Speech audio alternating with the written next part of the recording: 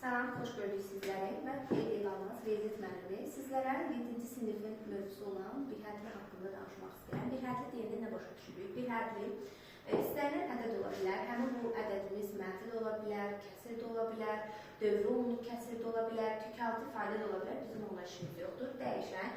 Dəyişən deyəndə nə başa düşürük? Yəni hərflər, istənilən hərflərimiz ola bilər və onların üstü natural ədəd olmalıdır. Mütləq burada diqqətli olmalıyıq. Natural ədəd olmazsa verilən ədədimiz bir hərfli ola bilməz. Gəlin indi sizlə bir hərfli və bir hərfli olmayanları araşdıraq. Uşaqlar çünki bunları çox qarışdırır. Bir hərfli deyir və bir hərfli deyil. Yazıram. 7, mənfi 7, x, y. Bu bir hərflidir. Bununla işimiz yoxdur. Amma x-in üstü mənfi 7, y artıq bu bir hərfli deyil. Yazıram. 3'te 2 A, B. Bu bir hərflidir. Amma A-da 2 C bu bir hərfli deyil.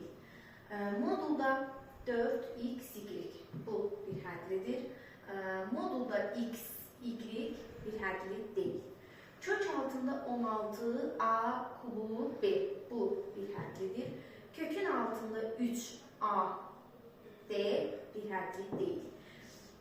5'in üstü mənfi 1 A üstü 7 C Y bu bir hərflidir.